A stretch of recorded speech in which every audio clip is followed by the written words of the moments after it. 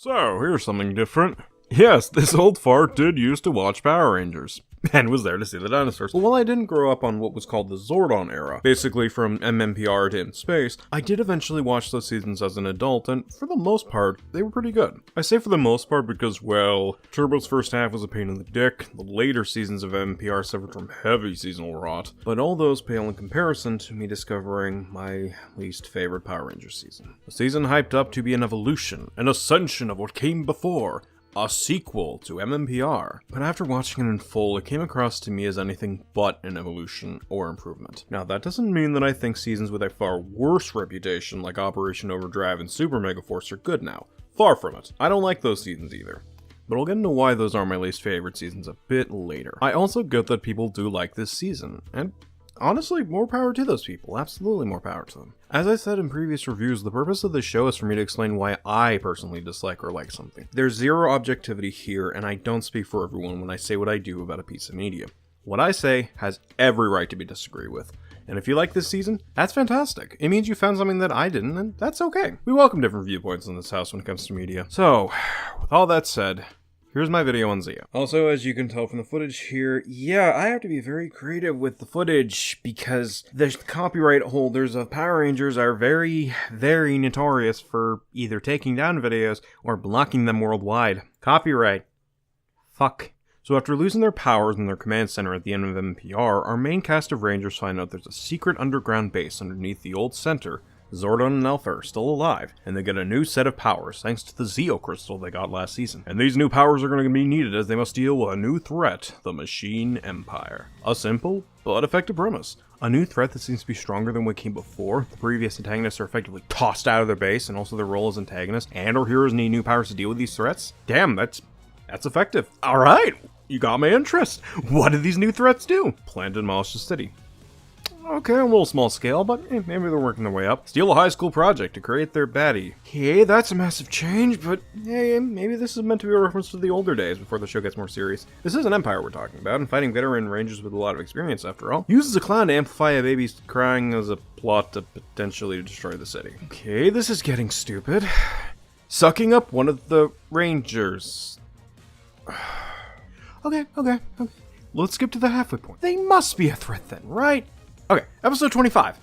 They try to sabotage Tanya's chances at a music career and also send a robot to be an annoyance. You know, if you were going to toss out the old villains in favor of an empire, I need to emphasize that, an empire, and then just resort to the same tiresome fucking plans of the old villains, why not just keep the old villains as the main antagonists then? It'd be one thing if the heroes were inexperienced as well as the empire, but neither are the case here. The Rangers have been fighting stuff like this for years, and the empire has taken over almost all of the universe according to the lore. So you could have fooled me on the ladder considering what the empire does in these episodes. But hey, their plans may be incredibly generic. Maybe they're interesting as antagonists? No. Their personalities come off as generic, monster of the week at best, disposable schlock. And these are the Rangers' main antagonists for the season. Fuck me. And it's not like they couldn't make this empire interesting or threatening as antagonists for veteran Rangers. I mean, for fuck's sake, I reviewed Thundercats earlier this year, and they made Mumra a very great antagonist, and that was made for a much, much younger audience than this show is. So what the fuck happened here? But hey, maybe they couldn't make them interesting or threatening because of the stuff regarding the network. Maybe it's, you know, that happens. So, what else did Fox Kids air at the time? Well, I don't know, nothing too big, just X-Men the Animated fucking series! The same series that had Xavier make Magneto remember the events of the fucking Holocaust! Oh, and also adapted Days of Future Past, which had mutants being hunted down and/or placed in camps. What I'm saying is that there isn't even an excuse to make the Machine Empire flatter as interesting as Graphite because of network restrictions. The higher-ups chose to have the writers make them this way. Maybe if they were in one of the post-Zordon era seasons, aka the ones where each season exists either in a separate reality or far away from the last season's locations, you know, like one-off season basically, I could cut them some slack here, but for antagonists in a show with Rangers who've been fighting for years and fought hundreds of threats by now, no fucking shot in hell. But okay. Maybe the antagonists aren't my cup of tea. Maybe they're not even fucking interesting as antagonists. Maybe the pacing has improved since the last season. So, in the last series, there were a lot, and I mean a lot, multiple parters for shit that did not matter personally and could have easily been crammed into one episode. The Hate Master 2-parter, the Master Rider 3-parter, the Master Vile 3-parter, and some of these were back to fucking back. It was insane. Holy shit. In Zeo, however, there is a massive decrease in multi-part episodes, but the pacing still feels incredibly slow and has a lot of shit that doesn't matter personally. Some of those plans I listed earlier would be an example of that. There's also a fucking 3-parter about Tommy somehow getting brainwashed again and fighting the Rangers. That could have been cut because it hardly amounts to anything important for both the story and character growth. And even from a fun standpoint, it feels like they were trying to recatch that lightning in a bottle moment that was Tommy versus Jason back in season 1. Oh, by the way, Jason's back in this. We'll get back to him in a moment. But actually, speaking of Tommy, how about I address that 3-parter about him and some of the other Rangers going on a snowboarding holiday? So, this is the set of episodes where Kimberly breaks up with Tommy via a note, which I find dumb, but I'll put a tiny pin in this for a moment because there's a bigger issue I have here. Because the rest of the 3-parter, outside of the Sentai footage where they fight the monsters, is about Tommy hooking up with a side character and failing due to his ranger duties, and it ends with Kat developing feelings for Tommy, and Tommy feeling the same way for Kat. Why was this 3 episodes? This felt so dragged out that it's not even funny. And for what? To kickstart another romance with Tommy and the Pink Ranger? Why in the fuck did you break up the relationship with Kim and Tommy for Kat and Tommy? And furthermore, they don't even really do anything with this shit. So you made a new fucking pairing, and you barely did anything with it. What the fuck? I can't write this shit. Oh, and by the way, this is basically all Kat gets in terms of character development for the season. Well, Tommy, oh boy, Tommy gets 4 episodes dedicated to his indigenous heritage. Her development is about romancing a guy. I fucking hate it here. Like, bruh. Really? Holy shit. Fucking X-Men the Animated Series had better character development for its female cast than this shit. What the fuck? Anyways, but okay. Kat got treated pretty poorly in this department. Maybe the other members of the team got something. Tanya! Perfect. She's the newest member of the group after all, and the most inexperienced, and she does get some episodes to grow stronger in fights, so maybe that means she gets some growth as a character? Maybe? Well, we got an episode that showcases her love of music. We got an episode with her parents. There's also this romance she gets with this NPC that goes absolutely nowhere and leaves no impact on Tanya as a character. And that's it. How long is this season again? 50 episodes? 50 fucking episodes. Cool. Lovely. Great. Fucking Christ, this is sad. Alright, what about Rocky? He's gotta have stuff, right? Well, he gets an episode about learning that he matters for the team just as much as the rest. 2 seasons after he was introduced. And that's pretty much it for major shit. There's still Adam. What does he get? Yeah, no, he gets basically nothing in terms of character growth or intrigue. Maybe he needed music. His actor does work better with music. Wait a minute. There's Billy. Yeah, he's not a ranger in this season, but he does assist with the tech and shit. Okay, that's something. That's character development. He gets an episode about him trying to figure out what to do now that he graduated Angel Grove High, and that's a pretty good one. Sure, it's kind of dumb they throw around the idea of making him a candidate for the Gold Ranger power when he's moved on by this point. I don't exactly care for the negative proton energy bullshit as for why he couldn't get the powers, but it's whatever. Okay, this is something. What else did he get for Zeo?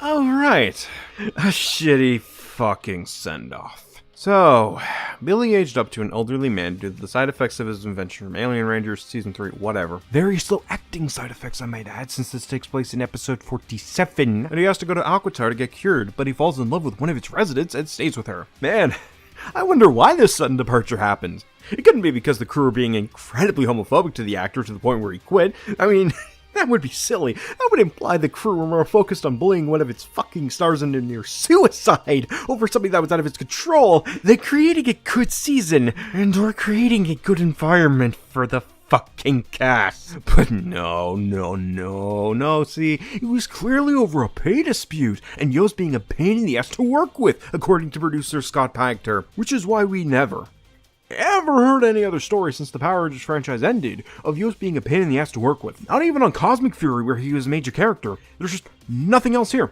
But that would imply that Scott lied and hey, who would go to the news and lie? That's just unheard of. But I digress. Oh, right, I almost forgot about Jason, who comes back to be the 6th Ranger.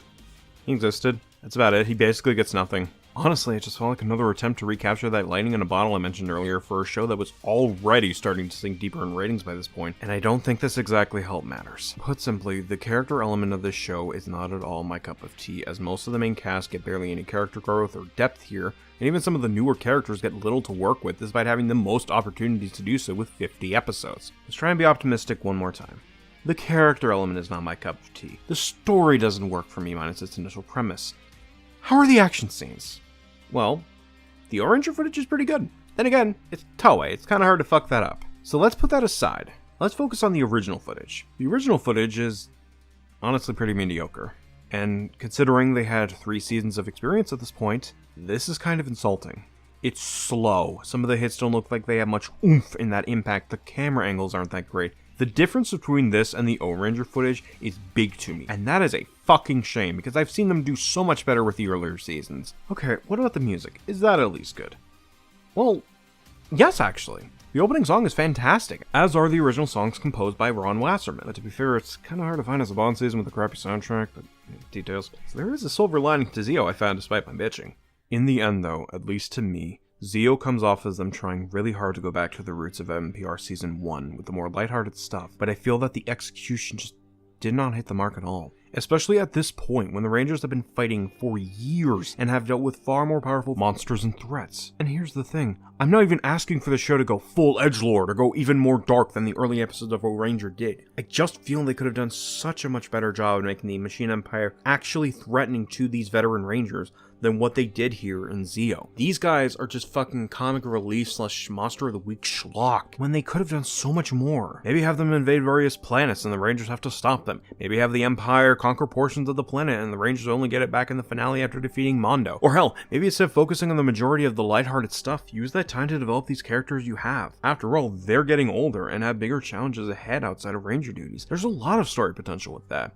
But I digress. In my eyes, Zeo had so much potential to fix the issues I had with the later seasons of MMPR, but in so many ways, this feels like a massive step backwards in every department except the music. And that's why it's my least favorite Power Rangers season. Turbo absolutely has a lot of problems, some of which were similar to fucking Zeo, but when the second half hit and swapped out the cast with newbies, it did start to improve for me. Operation Overdrive is a really bad fucking season, but the only thing that it follows up on when it comes to prior events is the Once a Ranger special, and the show also revolves around a cast of newbies. Granted, that cast is pretty fucking awful, but at least it's a one and done, and I can wash my hands of them before going into the next season. Super Mega Force is also really fucking bad, but it does have some really good episodes that pay tribute to the previous seasons of the show, and also, at least to me at least, a fun train wreck to watch in how many ways they failed at making this show work. Like, we're talking fucking shotgun sound effects for cutting somebody in half.